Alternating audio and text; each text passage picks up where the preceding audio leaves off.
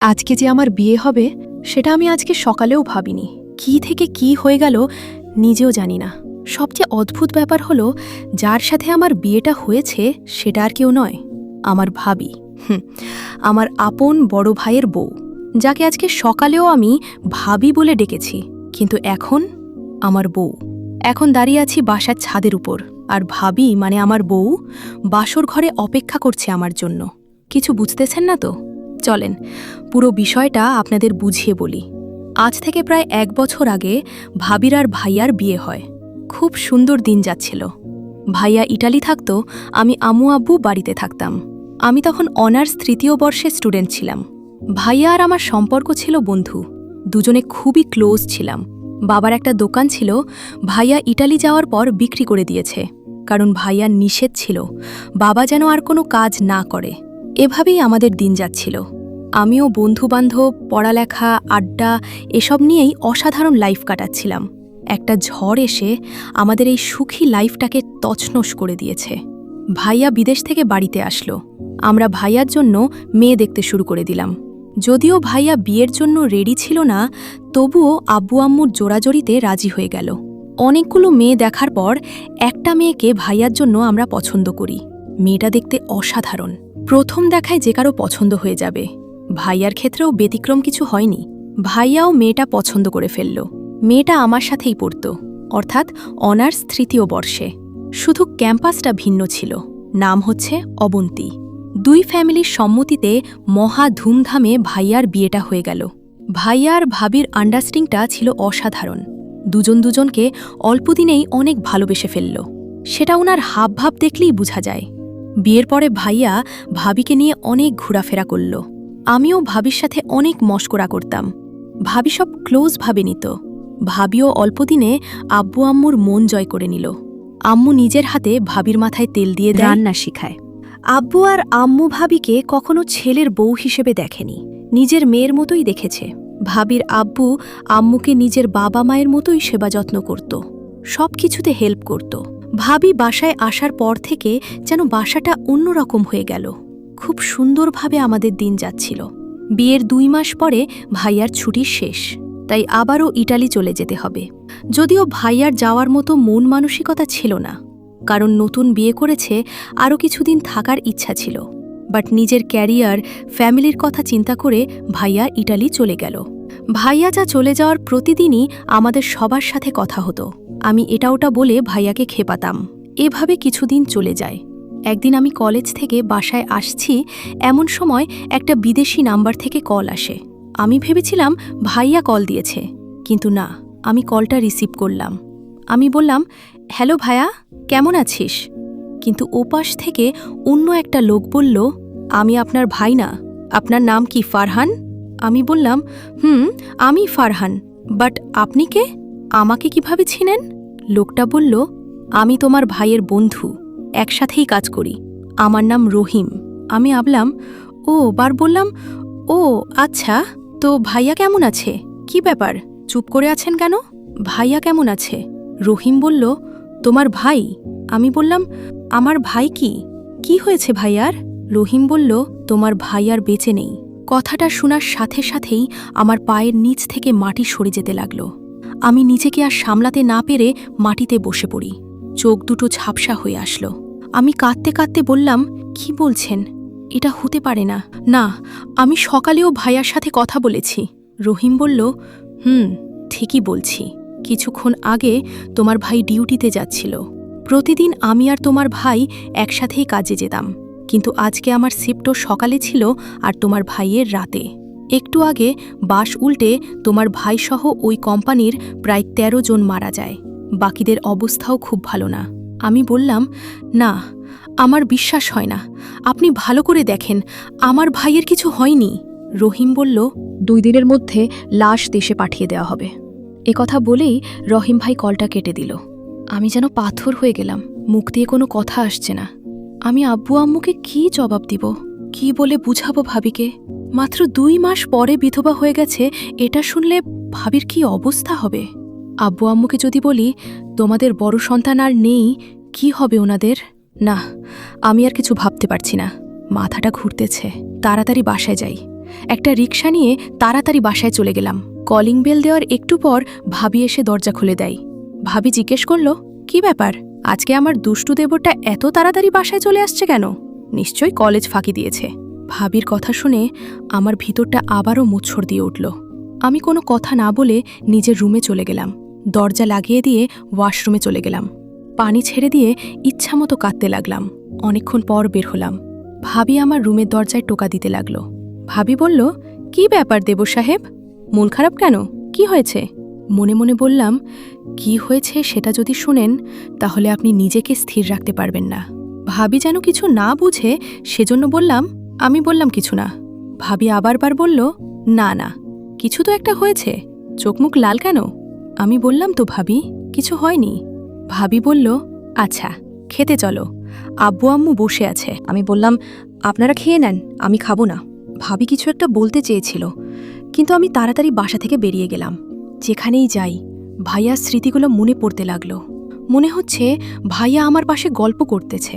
নিজেকে কোনোভাবেই সান্ত্বনা দিতে পারতেছি না। রাতের বেলা রুমে বসে বসে ভাইয়ার ছবিগুলো দেখতেছি আর চোখ দিয়ে পানি ঝরতেছে।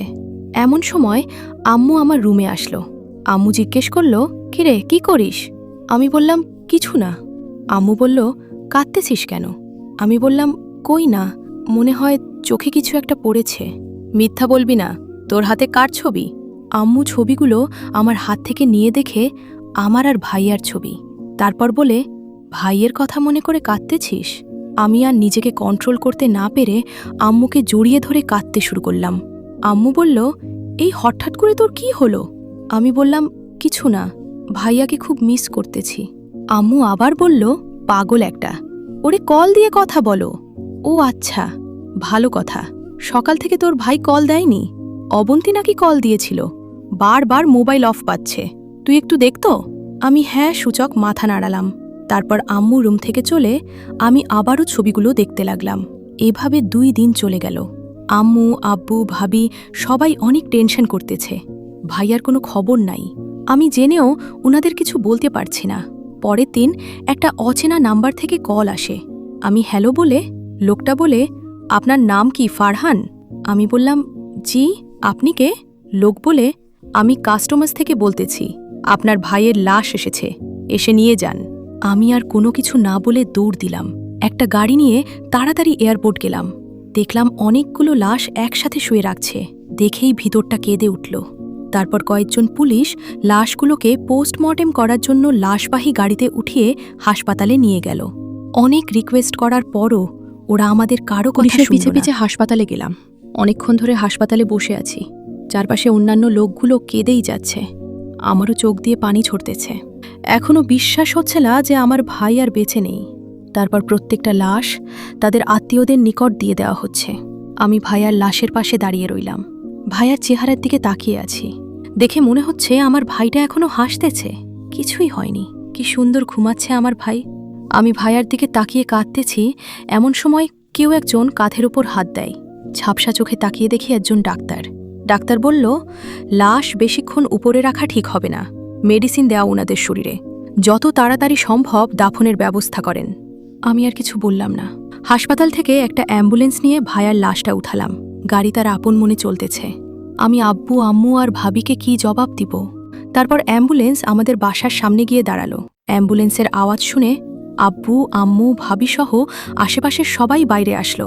আমাকে নামতে দেখে সবাই একটু অবাক হলো। আমি অ্যাম্বুলেন্সের পেছনের দরজাটা খুলে ভাইয়ার লাশটা বের করলাম। আম্মু আব্বু ভাবি সবাই এগিয়ে আসলো। আব্বু জিজ্ঞেস করল, কিরে অ্যাম্বুলেন্স কেন? আর এটা কার লাশ? আমি কোনো কথা না বলে ভাইয়ার মুখের ওপর থাকা সাদা কাপড়টা সরিয়ে দিলাম। ভাইয়াকে দেখে আম্মু একটা চিৎকার দিয়ে অজ্ঞান হয়ে যায়। বাবা এসে জড়িয়ে ধরে। ভাবি ঠাস করে বসে যায়। অঝোর ধারায় সবাই কান্না করতে থাকে। এরপর ভাইয়ার কাফন দাপন শেষ হয়। আমি আর বাবা অনেক সময় ভাইয়ার কবরের পাশে দাঁড়িয়েছিলাম। বাবা বাসায় আসতে চায়নি। একসময় আমি জোর করে বাসায় নিয়ে আসি। বাসায় আসার পর ভাবি আর আম্মু আমাকে জড়িয়ে ধরে অনেক কান্না করে। আমিও নিষেধ করিনি। আমি স্ট্রং ছিলাম, কারণ আমিও যদি ভেঙে পড়ি ফ্যামিলির কেউই হয়তো ভালো থাকবে না। সেদিন থেকে আমাদের পরিবারের মুখের হাসিটা উড়ে গেল। ভাবি একদম স্তব্ধ হয়ে যায়। ভাইয়া মারা যাওয়ার পর ফ্যামিলিতে ক্রাইসিস শুরু হয়। কারণ আগে ভাইয়ার টাকা দিয়েই সব খরচ হতো। আব্বুর দোকানটাও বিক্রি করে দিছে। আর আব্বুর এখন যে অবস্থা, তার দ্বারা কোনো কাজ করা পসিবল না। বাধ্য হয়ে আমি নেমে গেলাম জীবনযুদ্ধে। অনার্সটা শেষ না করার কারণে ভালো কোনো চাকরি পাইনি। একটা প্রাইভেট কোম্পানিতে চাকরি নিই। আমার কাজ হচ্ছে বাজারের প্রত্যেকটা দোকানে গিয়ে কার কি মাল রাখবে সেটা লিখে এনে মালগুলো আবার পৌঁছে দেওয়া, যাকে বলা হয় SR। ভাইয়ার কথা খুব মনে পড়ত। কত কষ্ট করে ভাইয়া টাকা ইনকাম করত, এখন হাড়ে হাড়ে টের পাচ্ছি। বেতন ছিল কম, মাত্র ৮,০০০ টাকা, যেটা দিয়ে ফ্যামিলি কোনো মতে চললেও আব্বু আম্মুর মেডিসিন কেনা প্রায় অসম্ভব। তাই বন্ধুদের বলে কয়েকটা টিউশনি নিয়ে নিলাম। সকাল ৬টা থেকে রাত ১১টা পর্যন্ত আমার এই যুদ্ধ চলতে থাকে। নিজের পড়ালেখা প্রায় শেষ করেই দিলাম, কিন্তু ভাবিরটা কন্টিনিউ রাখলাম। এর মাঝে ভাবির বাবা মা অনেকবার এসেছে আমাদের বাসায় ভাবিকে নিয়ে যাওয়ার জন্য, কিন্তু আব্বু ওনার হাত ধরে অনেক রিকোয়েস্ট করে ভাবিকে রেখে দেয়।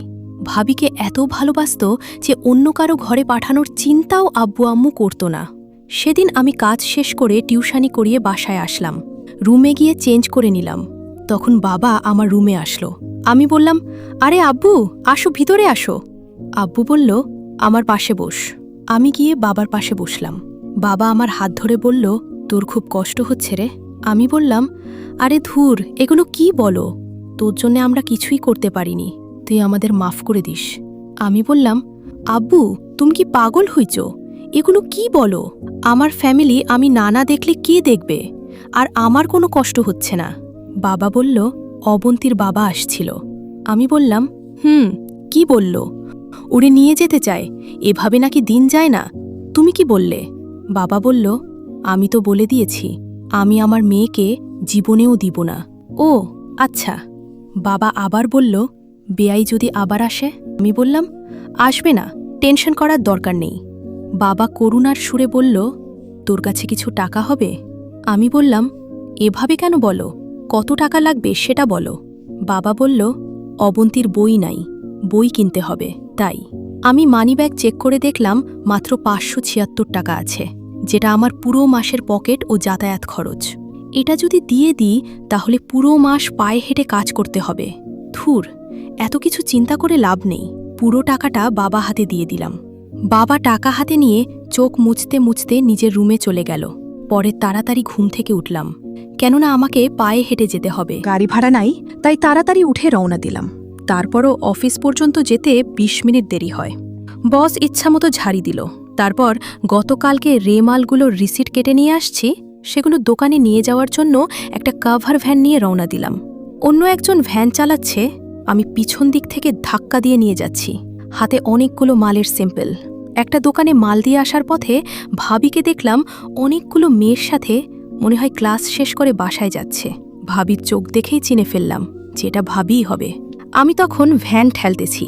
ভাবি আমার দিকে অবাক দৃষ্টিতে তাকিয়ে আছে। আমি ওনার চোখে স্পর্শ পানি দেখলাম। আমি ভাবিকে দেখেও না দেখার ভান ধরে চলে গেলাম। এভাবেই আমাদের দিন যাচ্ছে। বাস্তবতা কি জিনিস হাড়ে হাড়ে টের পাচ্ছি। আজকে শুক্রবার, চাকরি টিউশনি সবকিছুই বন্ধ, তাই ঘুমিয়ে আছি। অনেক ধরে ঠিক মতো ঘুমাতে পারি না।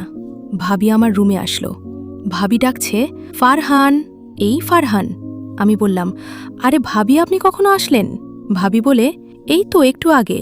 অনেক বেলা হয়েছে, এবার ঘুম থেকে উঠো। উঠছি।